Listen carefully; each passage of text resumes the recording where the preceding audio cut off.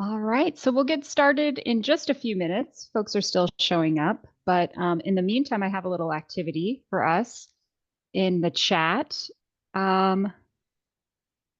So if you feel comfortable, well, first let me introduce myself. My name is Karen Menti. I'm a librarian with the University of Arizona, and I'm excited to have you here today. I'm joining from sunny San Diego, sunny right now. And if you feel comfortable, please go ahead, share a bit about yourself. Go ahead and drop your first name or maybe what your current course or program of study might be into the chat. And we can get to know each other a little bit. And then, and also where you happen to be joining us from today. I know it's a hot day out there for a lot of the country, so let us know. And then in just a moment, we'll start with a little quick poll, but just want to see where everybody's calling from today. Oh, yes. And I'm excited. I have my fellow librarian and friend here, Anna Uribe. She's joining us. She's going to be keeping an eye on the chat for us and dropping some links in there so that you have everything you need. Thank you, Anna, for being here. My pleasure. Great to see you all. Let's see, we've got, hi, Nancy. Good to see you. And Lillian, welcome. That's awesome, from the East Bay. And Jennifer from Michigan, welcome. Oh, Michael, how hot is Phoenix today? And we've got someone from Dallas. That's my hometown. Grapevine, if you know it. Good to see you. Santa Clarita representing. Let's see, Maine. Nice. I hope it's cool there at least, maybe. I don't know. Let's see, we got Philadelphia on the line. Awesome. Welcome, you guys. Wonderful. Chicago, Canyon Lake, Texas. Welcome, Todd. Oh, good. Glad you're joining from Denver. That's a nice break from Arizona. Let's see, we've got Milwaukee. Welcome, everyone. Okay, so let's see, what's our time? I'm going to go ahead and get started with our poll here. So I'm going to launch this poll, and basically, I just want to take a little temperature of the room here today and see. Oh, wait, let's see. Sorry, poll is not cooperating with me.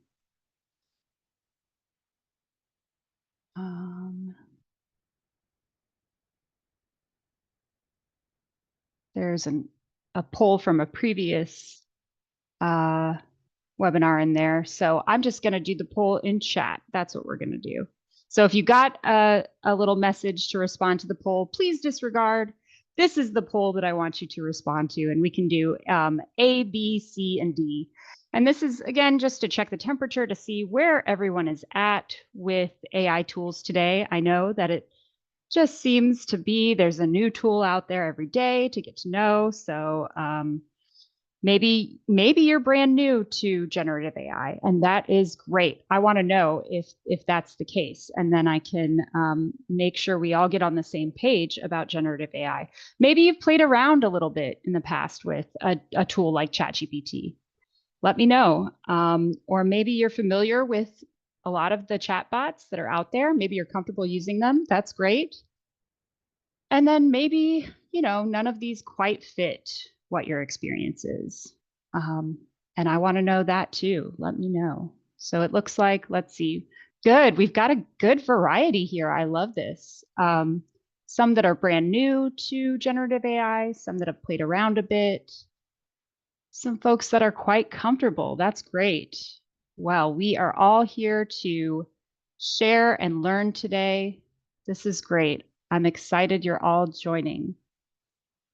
All right, so with that, we'll move on to the next slide here, and let's go over just a few housekeeping notes with our agenda. I know we're all calling in from different places today, and life is very much happening all around us all the time. And it can be hard sometimes just to turn off uh, life and focus here for an hour. So just a big thank you to everybody for calling in today. I know that some of the scenes you see here might be very much what your experience is. So thank you. Please, in that respect, just keep your microphone muted unless you have something to say, just so we don't pick up the background noise. That will help with the recording.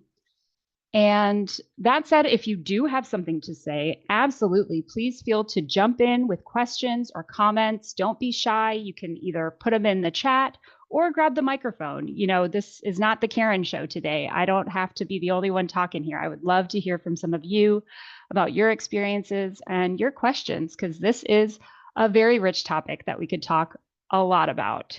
So this should be an active discussion. And by the way, I'm so excited to tell you that 2 lucky participants today that are here will be selected at random to win a UAGC tote bag or mug. We are so excited. We've been wanting swag to pass out in these webinars for so long, and here you guys get to be the lucky first ones. So all the more reason for you to be an active participant today if you are able. Keep that chat going. I love the response in chat.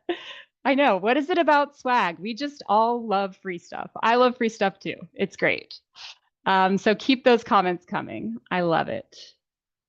And let's see. That being said, understand if you're not able to actively participate, no worries there. I will be sending out the recording along with the slides once they've all been processed. So yeah, just keep that in mind. Now, today we'll be covering, I'm going to start out with sort of the bigger picture, the more theoretical, brief overview of generative AI, just to give you all that maybe this is kind of a brand new topic for you, a lay of the land. We're going to be talking about some of the risks and the limits involved when using generative AI. And we're going to spend a little bit of time talking about academic integrity, which is very important, especially with respect to generative AI. Then we are going to move to some of the more practical skills that we can build to help our research with Gen AI and how we can use it in tandem with our own library or other resources to really boost our academic research. And then we'll discuss some specific case studies, some ways that students might consider using generative AI, and we'll talk about whether we think it's an ethical use of AI or not. And then I want to show you, I'm excited to show you a quick demo of some of the generative AI tools that are already at work in the library that maybe you may or may not know about. So we'll check that out. And then, of course, at the end, we always have time for questions. Okay, so let's begin. And here's just your chance to kind of give me your thoughts. When you hear me say generative AI, I would love to hear just kind of what comes to mind when you think about generative AI.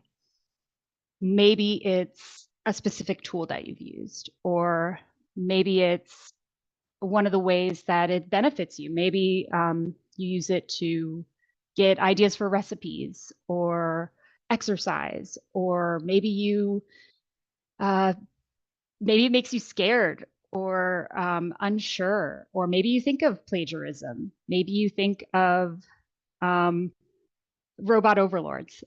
I don't know. I would love to hear just what comes up to your mind when you think of generative AI. Let's see what we all got. Yes. Oh, I love somebody mentioned Grammarly. That's, yeah, good call. Auto-generated information, taking the easy way out. Interesting. Asking questions. Yes. ChatGPT, Gemini, learning, adapting information. That's a good definition of it, Grace. Artificial intelligence tool to manage information, questions. Yes, I love your touch, Leslie, on taking away writing with your own thoughts and how, generative AI can really kind of silence your own personal voice. These are great. Thank you, guys. So yeah, that's just helpful for me to hear kind of where you're at, where you're coming from. And we're definitely going to talk more about a lot of these things you've already mentioned. So keep them coming. So I asked ChatGPT to tell me a little bit about itself. And I think it did a pretty good job. It got at some of the things we've already mentioned, an artificial intelligence technique and model designed to generate new content. This could be images, text, audio, or even video. It resembles and often extends beyond what it's been trained on. Unlike traditional AI systems primarily used for classification or prediction, generative AI focuses on the creation of new data based on patterns learned from existing data. And I think that's really the big difference with, artificial intelligence that maybe we've seen in decades past. Is this is really a new age of creating new information just purely on being able to predict from existing language patterns.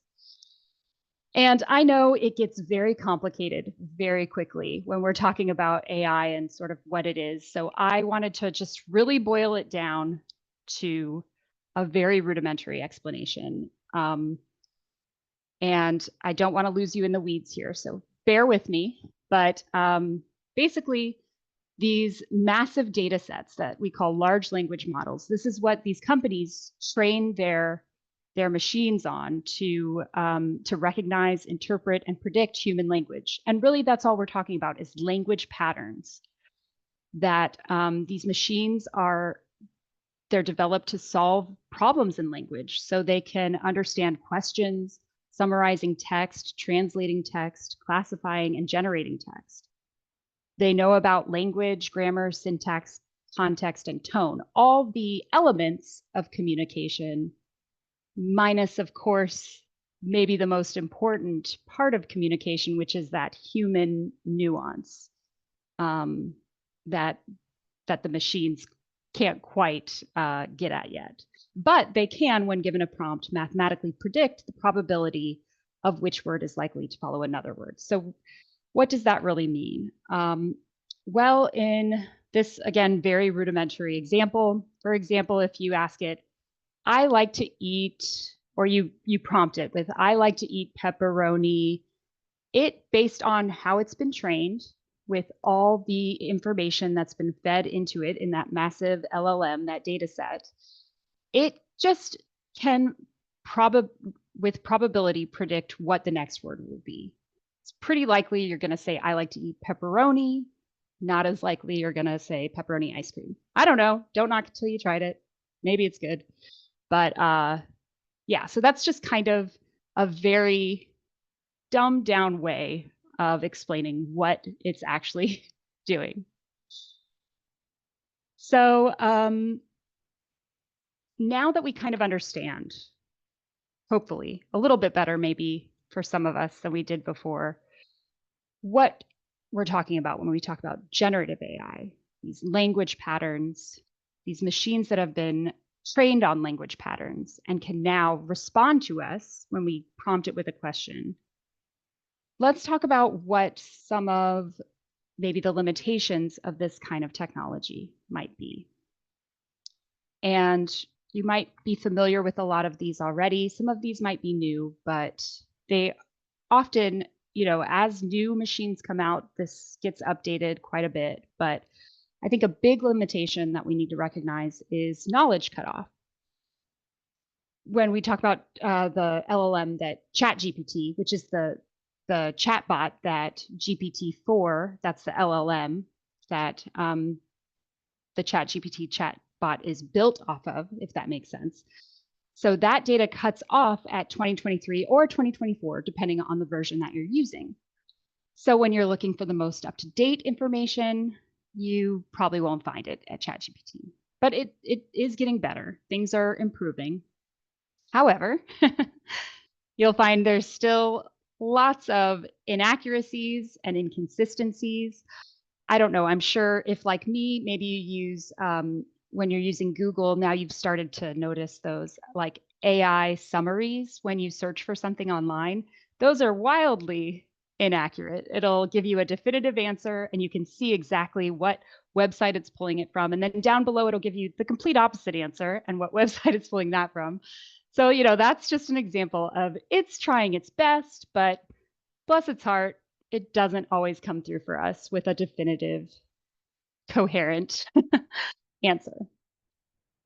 Because these machines are trained on specific data, then obviously they're biased by the data that it's trained on. So bias is another big red flag for generative AI. There's that human element that it's missing. It's not able to do higher order thinking. It doesn't have this ability for sentient thought. So it lacks common sense. And then, of course, maybe you've experienced before where it just makes stuff up. They call them hallucinations. And that obviously is something to watch out for. And there's lots of other limitations. It's very sensitive to what you put into it. So depending on how you phrase your prompt or what you ask it, it will be wildly, its answer will vary wildly. It's very repetitive. It's incoherent at times. You can kind of just tell what I think I've heard some people call it like slop.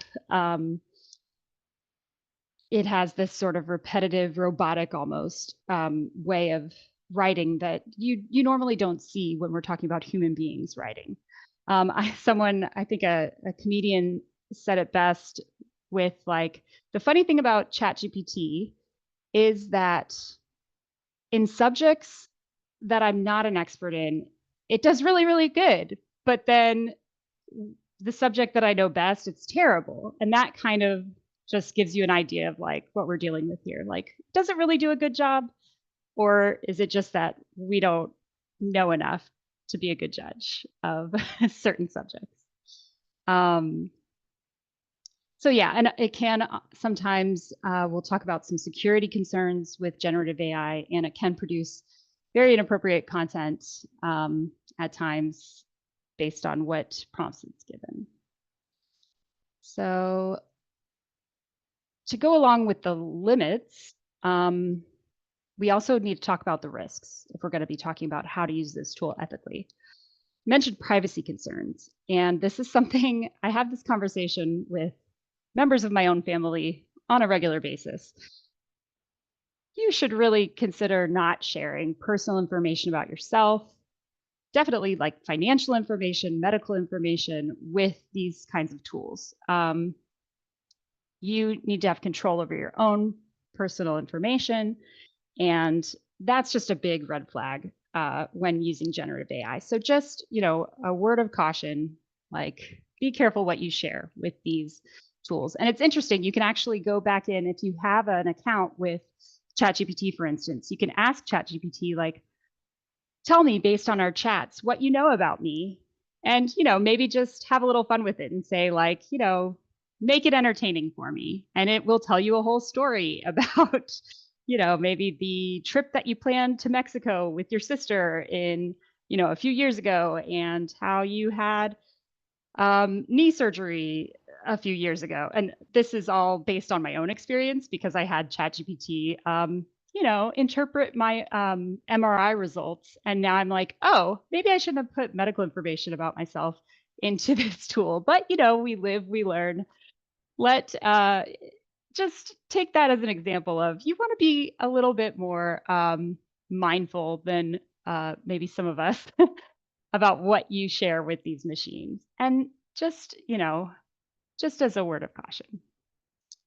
There are also, if you're familiar with like deep fakes, these are false, very realistic looking videos or audios where it can mimic a person's face or voice. And that's one way it can really spread misinformation and take advantage of people. They're usually used maliciously. So that's a big risk.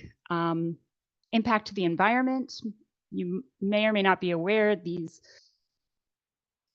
carbon footprint of these platforms and systems, these computers that generate this is gigantic. The amount of energy and water that they use to run them has a big impact to the environment. So these are things to keep in mind.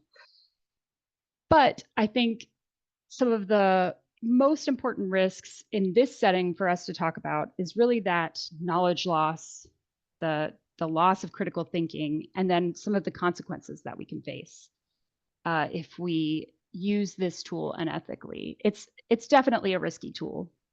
It has the potential to cheat us out of a lot and expose us in these ways to a lot of damage, kind of like, you know, this Jenga, a few wrong moves and things could really topple.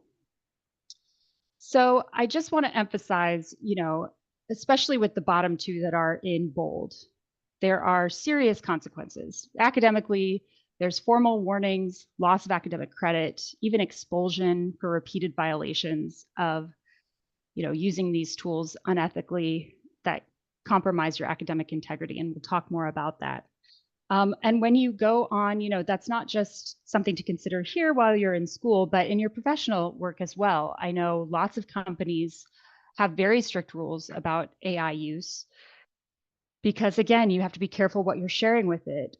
It could violate intellectual property or, certain enterprise secrets, or it's definitely if you work with the military or in defense, like those are very dangerous areas that you could be getting into if you use this tool in your professional work as well in a way that's not ethical. So keep that in mind. Yes, Stephen. If you don't mind, Yeah.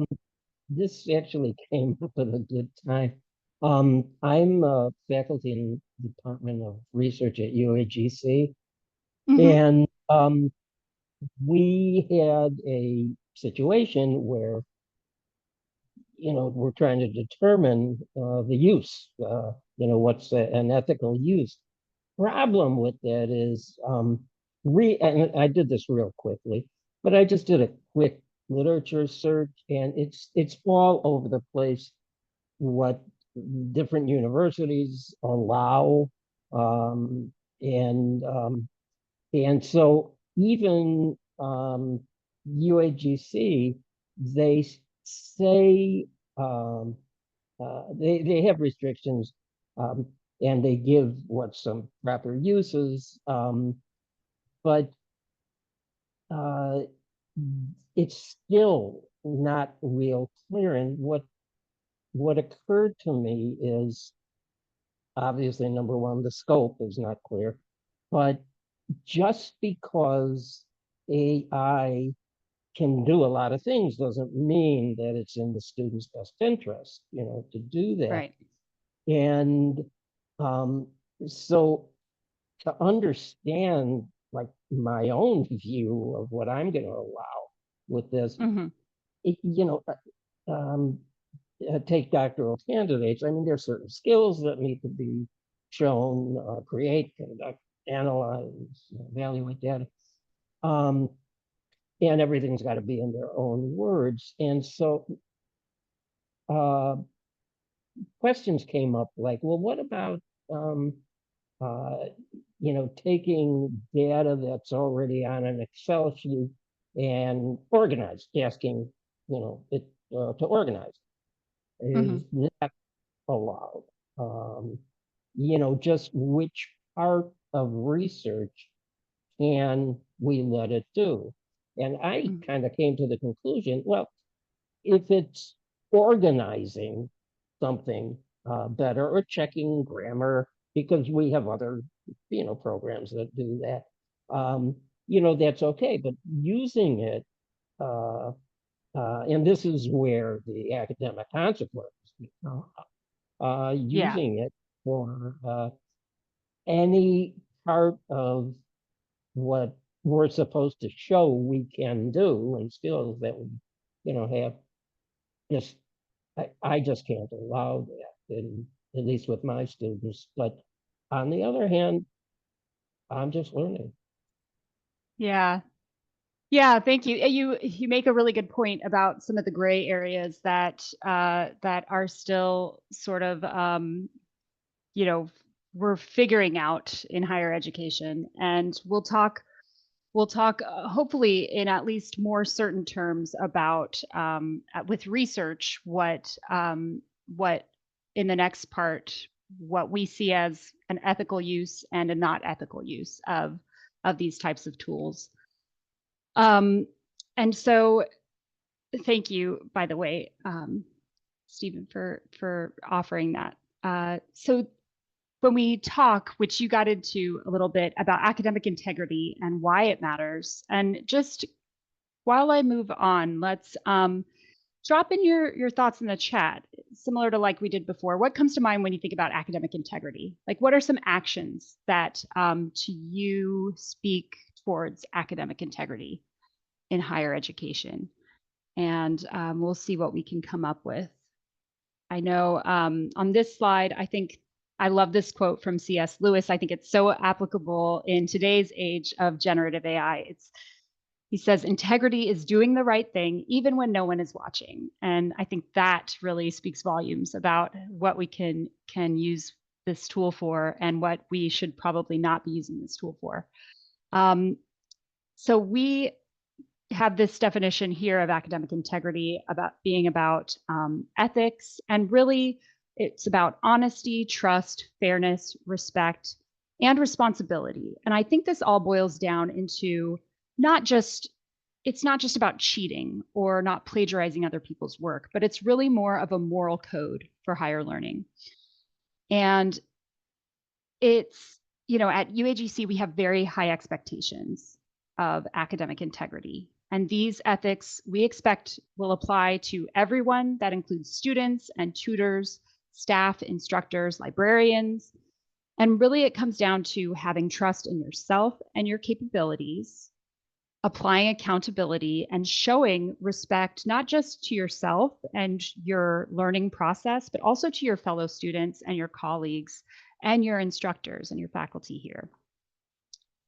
And the Writing Center, we're going to share our academic integrity guide. It's a great resource because it really breaks down what we think of as an academic integrity lifestyle, that it's not just one thing. It's not just avoiding all forms of plagiarism, but it's also in how you approach tutoring. It's how you cite your sources and what sources that you find to back up your research.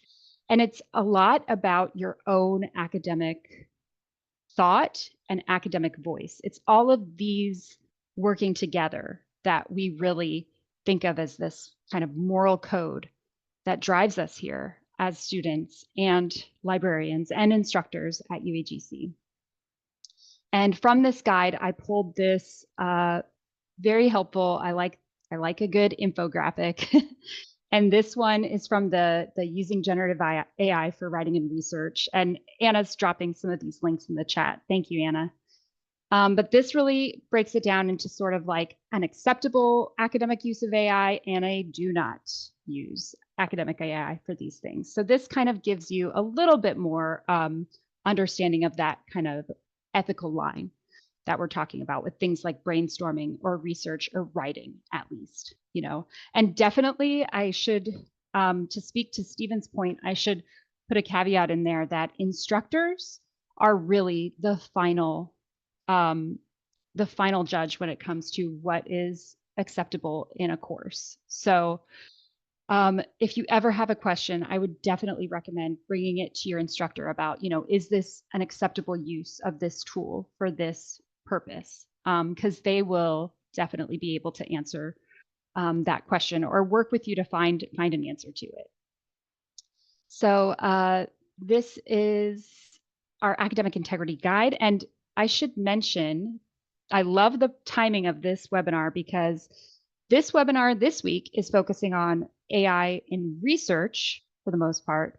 Next week, the Writing Center is doing their version of this workshop where they're going to talk more, and it's much more of a workshop where they ask you to kind of bring in some of your writing or maybe assignment that you're working on, and then you will do more hands-on use of academic or of generative AI and seeing some of the things that Stephen talked about, like maybe organizing your thoughts, and really applying it to your writing in ways that are more, ethically motivated and responsible. So it definitely helps define that a bit more. So Anna's going to be dropping the link for registering. This will be next, the 2nd. That is next Wednesday, a week from yesterday. So check that out. And just like this webinar, if you miss it, as long as you registered, you'll get a recording for it. So don't worry if you can't attend in person. So now real quick, just to kind of wrap up this theoretical section of our webinar and get more to the practical stuff, let's call out the elephant in the room. We've already kind of gotten to it. ChatGPT, generative AI, they do make it so easy to plagiarize. So it's important to talk about why we might feel tempted to plagiarize. We're all capable of plagiarism. And at times we might feel like there's no other option. I mean, these Gen AI tools are right there. They make it so easy. You might feel rushed. You might feel a lack of confidence when it comes to research and writing.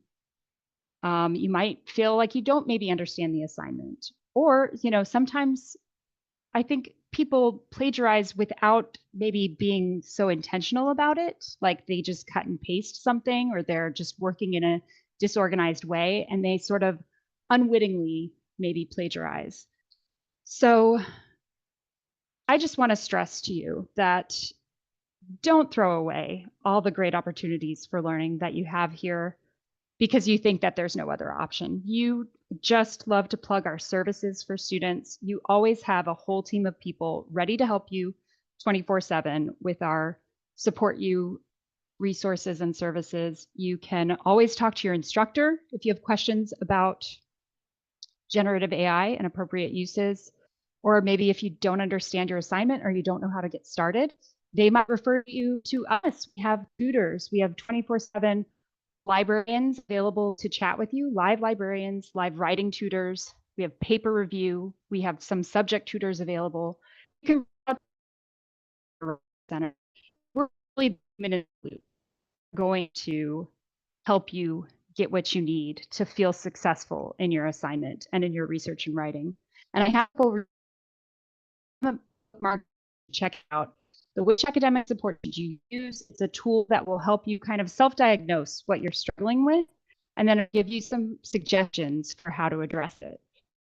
It's through tutoring, some of those be having. And then step-by-step timing that will you take a big research assignment and really get organized with it so that might address some of the more like unwitting plagiarism accounts, but it just walks you through the paper process, little tips and tools to work there. So just keep those in mind as some ways to, if you ever do feel like you're just at a wall and you need that little extra help, reach out to us. So now, and I'm going to speed things up just a bit because I want to have time to give you a good demo in the library of some of these tools that we've been talking about. But I want to make sure you know how to use generative AI in your research. I want you to be empowered to use these tools in an ethical way. You shouldn't have to do this in the dark. Like, there's nothing to be ashamed of. You can use these tools in a way that really will, you'll see, help your research, and not in a way that is questionable about, I don't know, is this appropriate? We're going to get to that. So some best practices and things to remember when you are approaching one of these tools is, always be skeptical, always validate your findings. I remember when Wikipedia came out and librarians everywhere clutched their pearls and just thought it was the end of credible research as we knew it. But of course, we've learned ground rules about how to use Wikipedia. You don't cite it in an academic paper, for example. And so the same rules kind of apply to ChatGPT now. We're figuring it out. You never trust ChatGPT 100%. You always give it the side eye, always vet it. Treat it like your uncle who you like, but who just makes stuff up sometimes to mess with you. And so you want to be really careful to fine tune your prompts, not just take anything on face value, and always follow the source. It'll provide you now with links to where it's getting the information. Always be skeptical. Do not trust it. Always check it out. And you'll start to learn too how to recognize good information, but more likely you'll start to recognize that a lot of the information that it gives you is not good information. Do you know what I mean? So you would never cite ChatGPT in an academic paper. You should not be using it as evidence for your writing. It's a great resource for background information, kind of like Wikipedia, but you need to look to a reputable source, a credible or scholarly source that you've actually read to cite evidence. Now, that's not to say you wouldn't maybe disclose the use of a tool like ChatGPT in a paper that you write, if it was part of your methodology, maybe like I asked it to suggest keywords, or I, based this on, I used it to help me with wordsmithing, or, something like that. You could disclose the use. And a lot of scholarly journals now do have disclosure language that they ask you to use, and sort of their appropriate uses of these tools for scholarly research. So keep that in mind.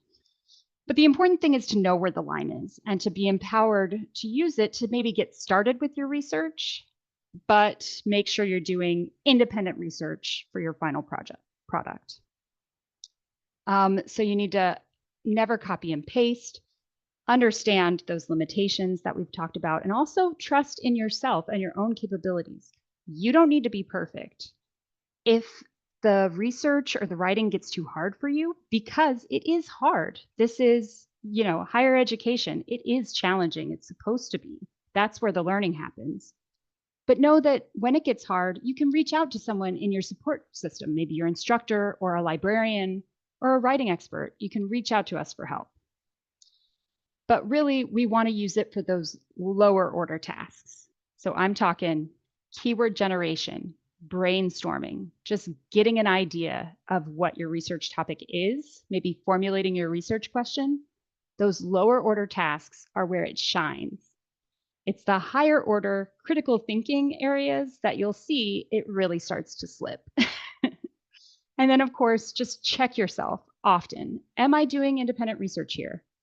I'm using this tool, but when I go to write my paper, when I go to do research, am I using the library? Am I using my own voice in my writing and my own independent thought? Have those constant conversations with yourself, and then you'll make sure you're not crossing that line.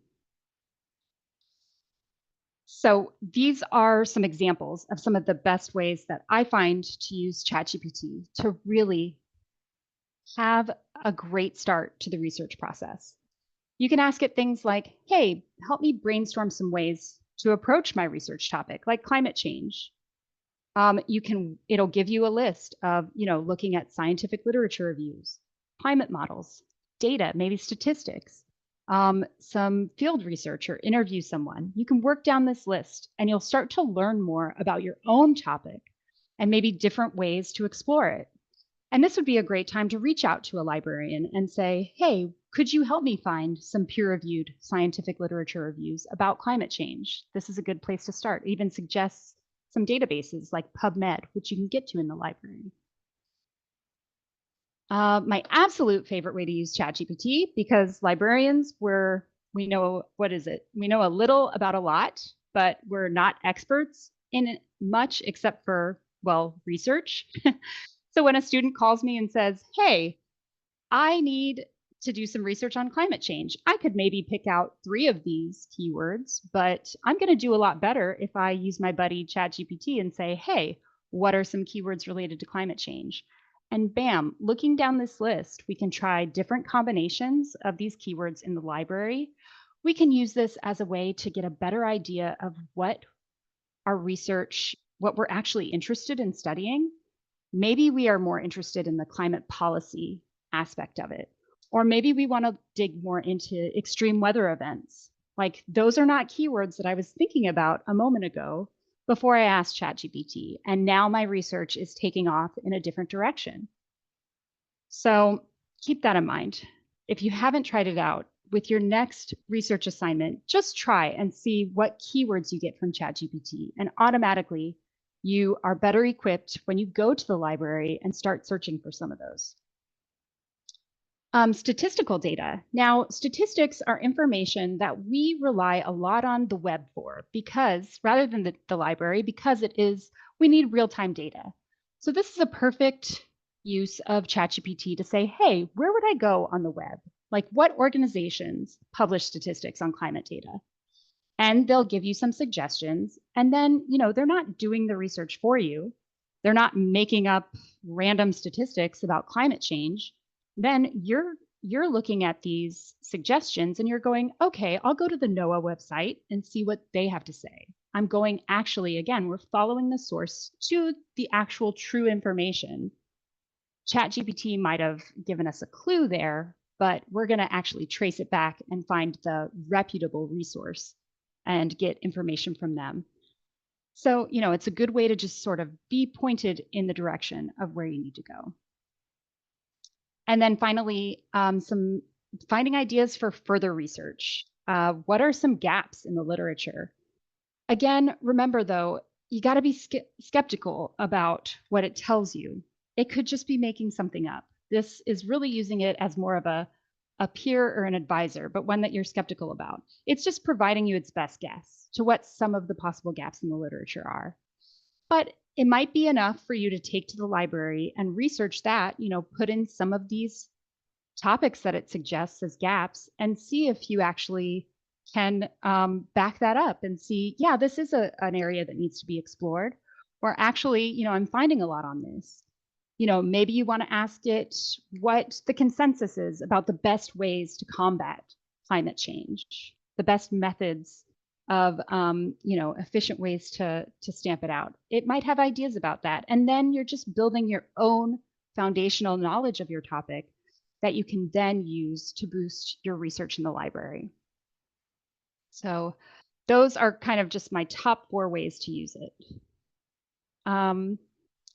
Now I would love to look at some hypothetical students who turn to ChatGPT in their research process. And we're going to do kind of a discussion of, do we think this is an ethical use? Or should they maybe check themselves a little bit? So let's see. We've got, for case study number 1, Maya is writing a research paper for her intro to film class. She's doing it on the evolution of romantic comedies, and she has to provide 4 scholarly articles. She feeds the whole prompt, just puts it into ChatGPT. ChatGPT gives her a paper. She likes the paper. So she does the responsible thing and she cites ChatGPT in her references list and she turns in the paper. Was this an ethical use?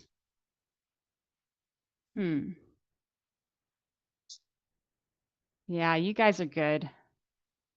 Okay, maybe I gave you a little bit of a softball for the first one. You're right. Yeah, this is totally not an ethical use. She just fed her prompt to ChatGPT and it wrote the essay for her.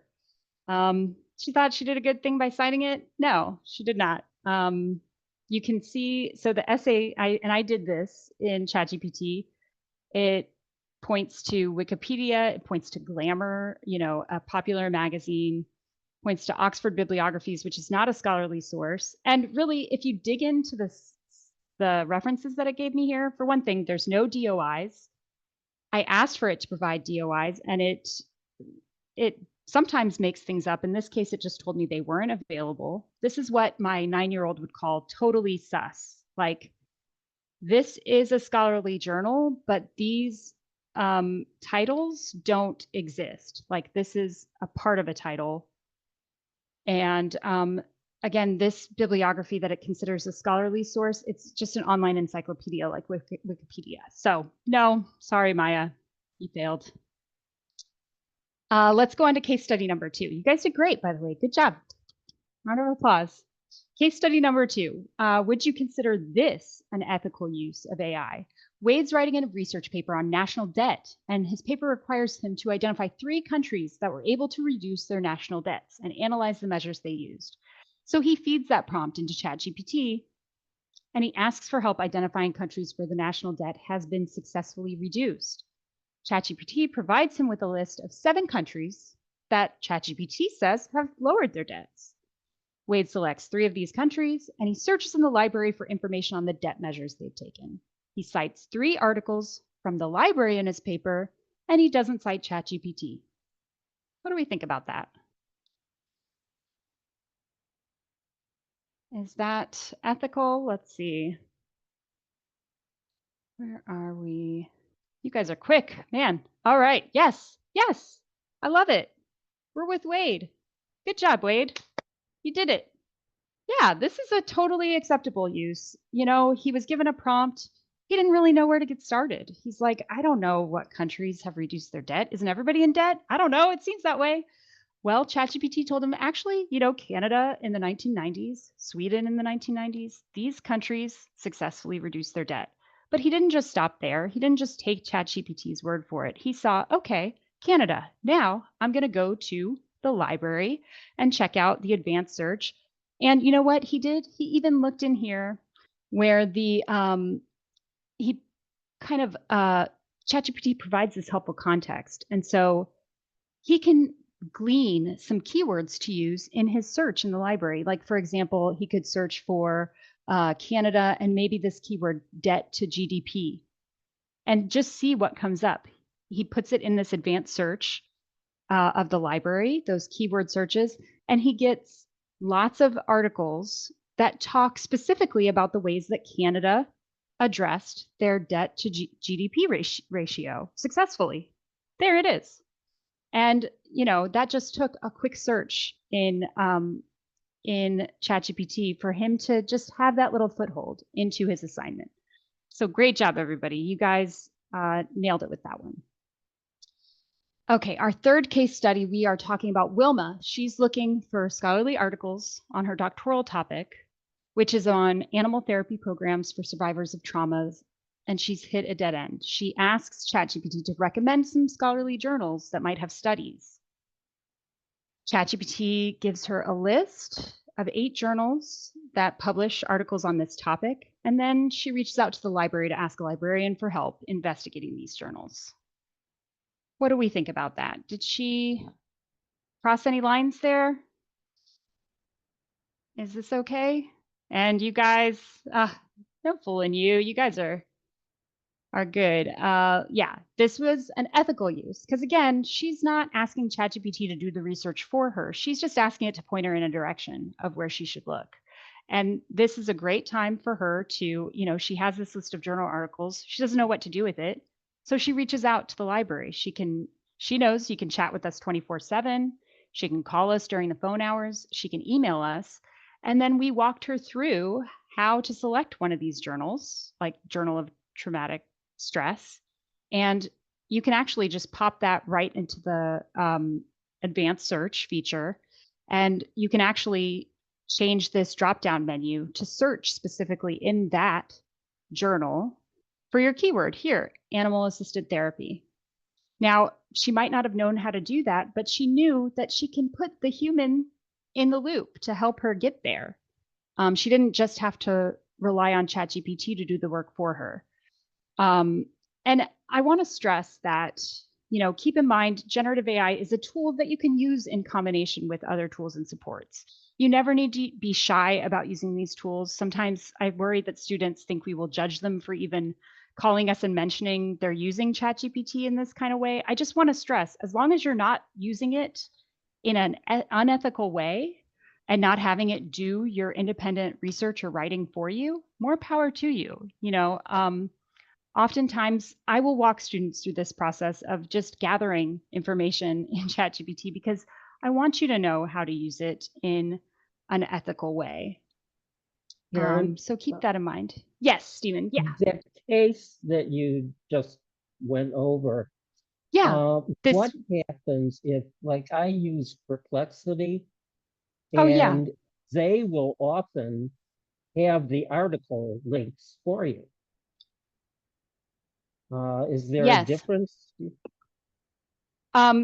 So if I would say if they provide an article link that you can go and read that entire article, and that is giving you the source information that you need to base it on, as long as the article is from a reputable source, as long as it's a peer-reviewed resource, and there's nothing suspicious about the article itself, then I would say, yeah, that's probably okay to use. I think the important thing is always just tracing it back to the source of information and then thinking critically about, is this actually a credible, scholarly, peer-reviewed source? Where is this information coming from? But yeah, that's a Thank great you. question, Stephen. Thank you. Thank Okay, and now our last study here, we've got Brady. He needs to write a research paper on the impact of social media on the electoral process, and he needs to provide 5 credible or scholarly articles. He knows what he wants to say, but he's having trouble tracking down any sources to back up what he's saying. So he asked ChatGPT to recommend some sources. It provides him a list of articles. The sources look good, so Brady trusts ChatGPT and cites them in his paper to back up what he said. How do we feel about Brady? Do we need to talk about Brady? No, you're right. Not ethical. Not. Yeah, sorry, Brady. Not good. Not good. He should have reached out to the library because, for one thing, I put this prompt in here, and I agree with Brady. Like, at first glance, these could be resources. They look somewhat reasonable, but keep in mind, we're talking about social media and the electoral process. For one thing, a lot of these aren't from the US. Like this one was published in Norway. And I can start to see also there, like this one's from 2015, this one's from 2012. So there we're getting into that knowledge gap area with with generative AI.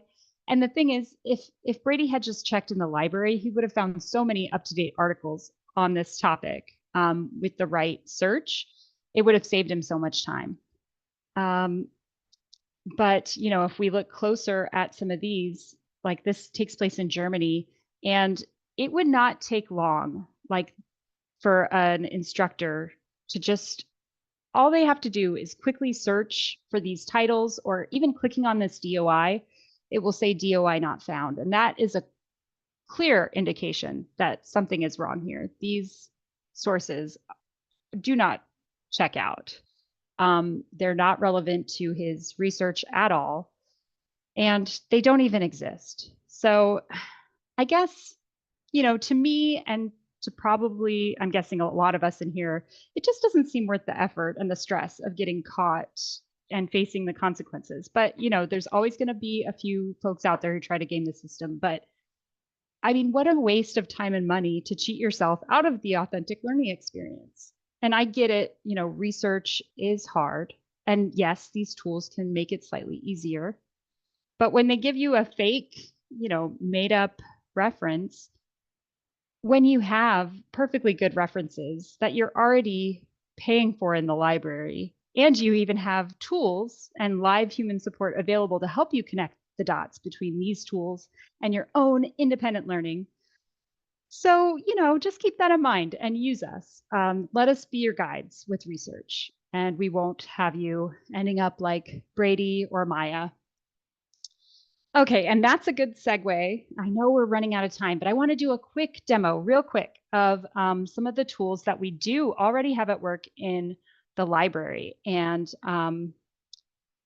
I'd love for you to try these out the next time you're searching in the library and tell me what you think. Now, I think the goal with some of these tools, and we're going to talk about one in Library OneSearch and any EBSCO database that's in the library. And we're also going to talk about one in ProQuest and eBook Central called the Research Assistant. But the goal with these is to sort of take the best parts of a tool like ChatGPT and, use it for in some of the ways that we've already been talking about, apply that to our library database so that it's connecting you with actually relevant quality resources that you have access to. So I'll show you what I mean here.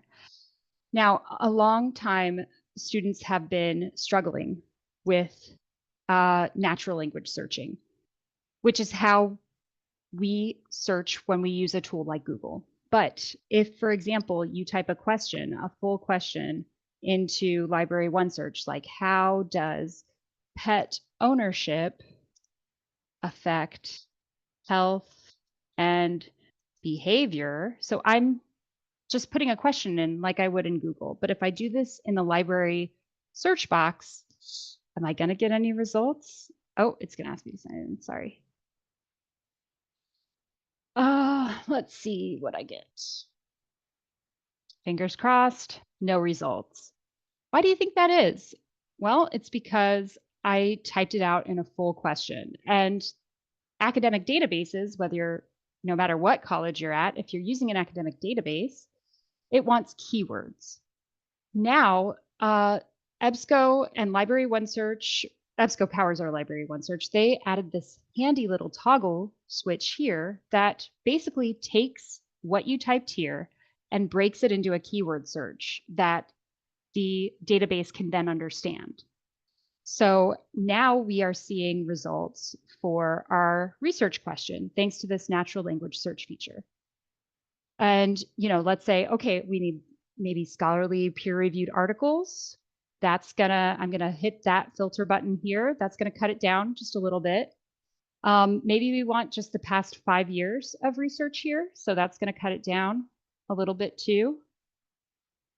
But now we've got quality, recent articles on our topic that we can go through and start to address. Now, what I think is the coolest thing about this feature, if you go here to show refined query, it's actually going to show you exactly how it fixed your natural language question. And it gives you these keywords that you can use here. It just broke it into a Boolean search.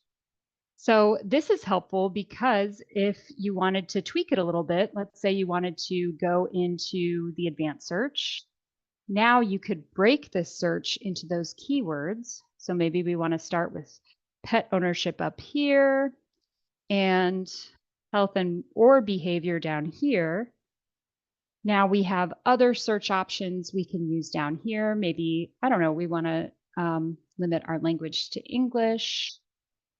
Maybe we want to just look at, something with, use these field limiters to see the subject terms of pet ownership or health behavior in the title. And now that's going to further refine our results. So it's just a different way to approach the research process. You can use natural language search, you can use keyword search, but it allows you to approach your research from many different ways and strategies.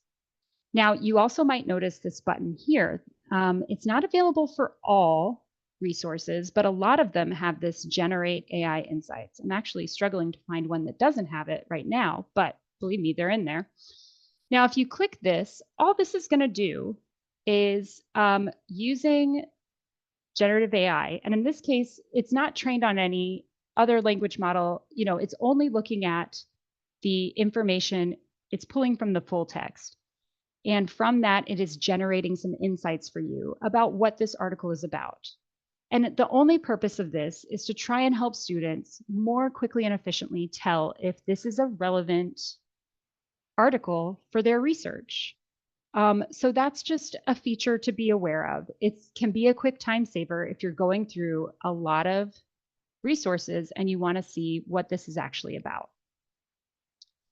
Now let's take this search, and sorry, I'm always in crunch mode in the last 10 minutes. I have so much that I cover in these, but there's just so much good stuff to share with you all. So let me go back. I want to show you a feature that's in our ProQuest database. So I'm going to find articles and more because this is specifically in ProQuest. Now we were searching in Library OneSearch, EBSCO. Now we're going into ProQuest Central. ProQuest is our other biggest database in the library, and it's similar to EBSCO in a lot of ways, but in some ways it has different features. So now that we know how to search keyword search because ProQuest does not yet have a natural language search feature, but I expect because their competitor does, they might soon enough. So ProQuest, you can type in pet ownership, you can type in health or behavior here. And you know what? Let's go ahead and set some limiters. Let's do the last 3 years of peer-reviewed research here. And let's see about ProQuest's handy generative AI features. So here we get our results in ProQuest. Now I'm going to click in this second one because it seems like it might be useful here. So I'm reading this Buddy or Burden. And now on the right-hand side, we have what's called the research assistant. And if you're in a ProQuest product and you see these 3 sort of stars, this is their symbol for, generative AI is at work here. Now this does similar to what that Generate AI button did in EBSCO. This is going to give you a key takeaway from this article. You can scroll down. It will give you other suggested sources on similar topics that you can then, they're all hyperlinked. You can jump into them. It tells you indexing terms so that if you wanted to start a new search, you could, select some of these and then search for them in a new window. You can also select, tell me the findings or conclusions. And again, this is designed not to give you your summary that you're just going to use in your paper. That would not be an ethical use of this tool. The only purpose of this is to help you quickly evaluate if this is a good resource for your purposes. And they give you a summary of the findings. They even give you some quotes here from the document where they've pulled out what they think are the biggest takeaways for this. And then it also allows you to brainstorm related topics. So I find a lot of students who maybe find an article that they really, really like, and then they struggle to find more articles on the same topic. This makes it really easy because they give you related research topics. If you click this magnifying glass, it will actually go ahead and do the search for you. And it will not only do that search, but it produces another list of keywords. Again, we're just doing that keyword generation that we did in ChatGPT, but here it is right in the database so that you can tweak your searches here and find other useful resources. So that is the ProQuest Research Assistant. I won't spend too much time, but I wanted to just point out that it's also available in another product from ProQuest, which is eBook Central. And it's very similar. In eBook Central, it looks pretty much the same. Let's say we're looking for an ebook on social media and tweens. And we find a title. If we jump in that page here, or this is our record page. If we go to the Read Online feature, then you see a similar feature in the side here, their research assistant. It's available for ebooks as well. And basically it just does what it did for that article. It does that on a chapter by chapter basis. Okay, so I want to be respectful of everybody's time. I know we made it to 3 o'clock and there is still, we didn't even get to the drawing yet. So thank you guys for staying around.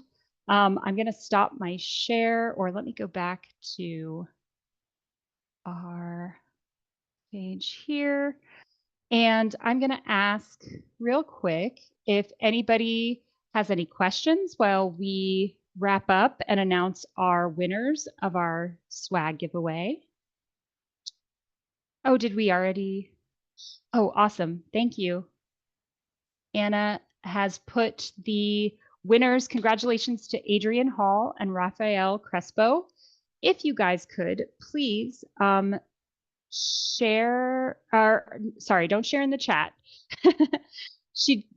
Anna shared that email address there, support you. Oh, let me fix that. It's support you at UAGC. Sorry about and that, if Karen. you guys, oh, no problem. If you guys could just email us with your name and mailing address and phone number, we will send you your winnings today. But I'm sorry that I ran over time, and I'm happy to stick around if anybody has any questions or know I ran through so much so quickly, so I'm happy to show anybody anything again if they have any questions. Oh, great. I'm seeing lots of nice comments in the chat. You guys are awesome.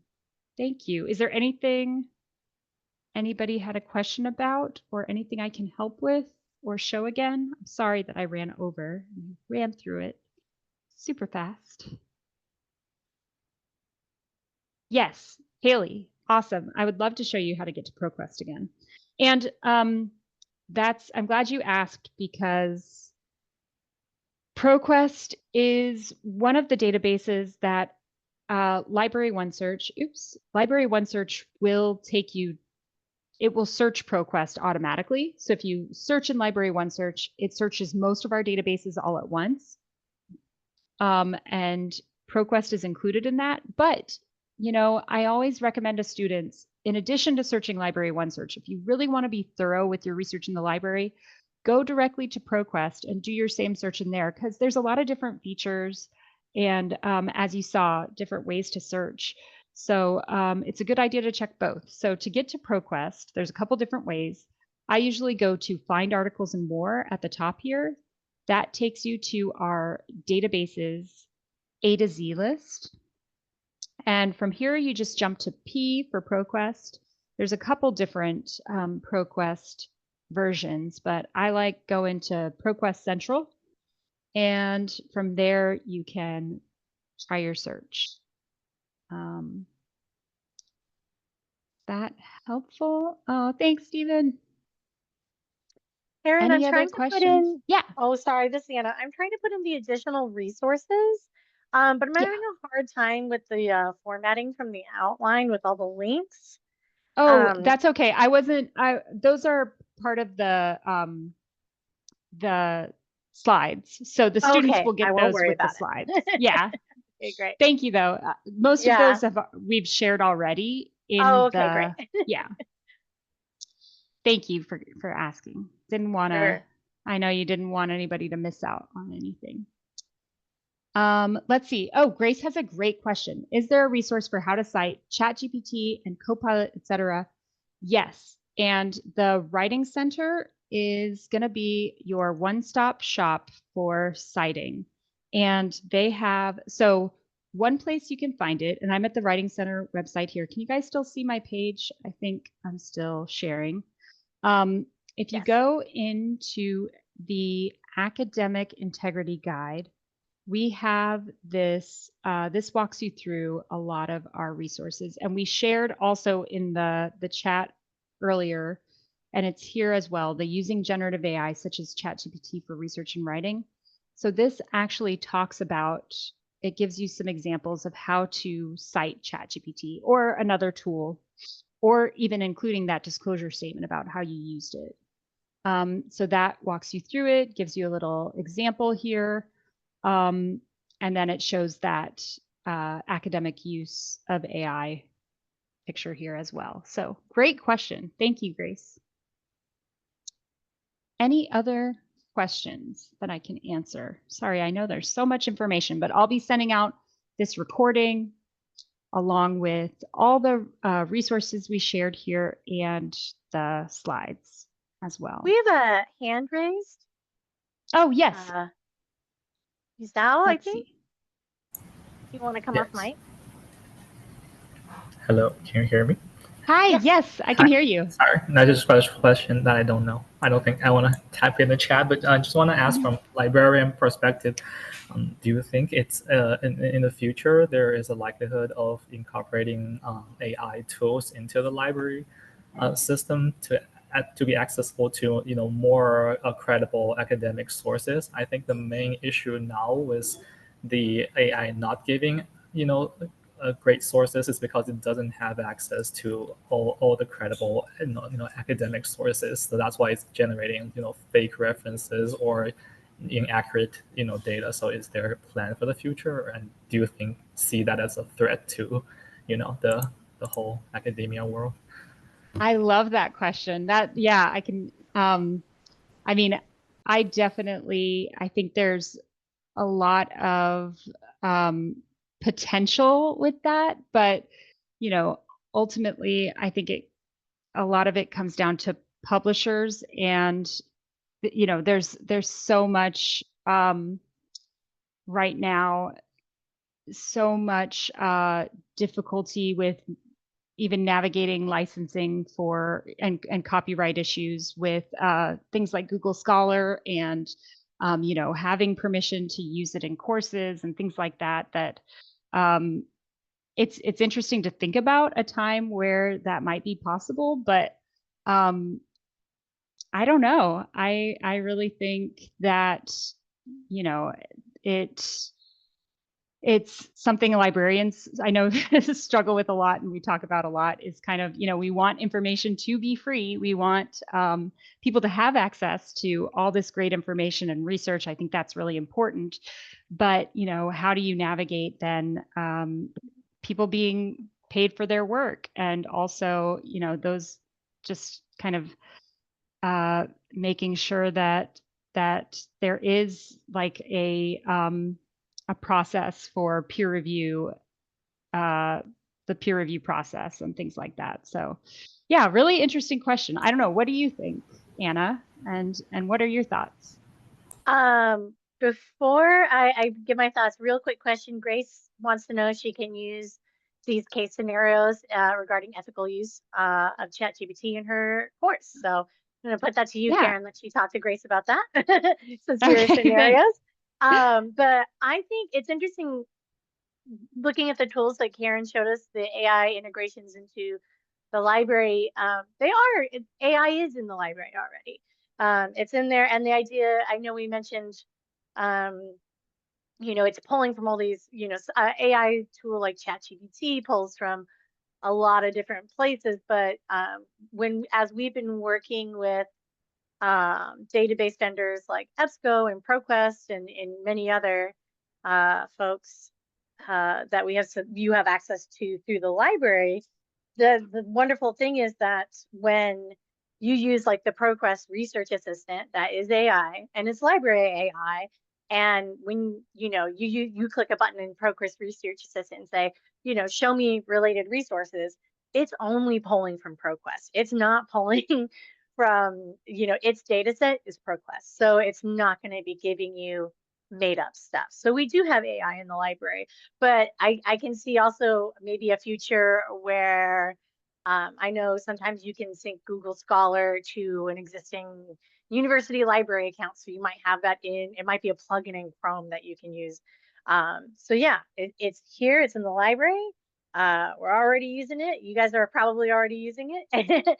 And we're here to help you be comfortable with using it. And it's smaller AI than ChatGPT, but smaller is better in this case because we're looking at a smaller, more reliable set of data. Okay, thank you so much for. Thank you. That's a great question. Yeah, love that. Well said too, Anna. Good answer. Any other questions? I know we're so over time, but it's great so many folks stuck around. Thank you guys. Yeah.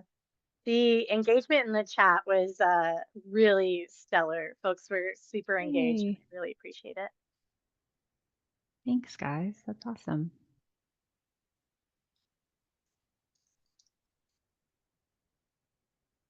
Okay, well, if there's no other questions, we can wrap up. And Grace, feel free to reach out if I can help with those scenarios at all. Let's see. And Grace, I am your library liaison for Biz 661. So I'll I'm gonna ping you. There you go. You can reach out to me. And if anybody has any questions, please feel free to reach out to the library. You can get in touch with us at library@uagc.edu. You can also email the Writing Center. They're writing@uagc.edu. Definitely check out their workshop next Wednesday. I'm hoping to attend as well because I always learn something new from the Writing Center. They're great. Well, if anybody doesn't have any other questions or comments, thank you all so much for your attention today. It was a real pleasure sharing with you and learning with you. And yeah, don't be a stranger. Reach out to us. We're here to help. Thank you all.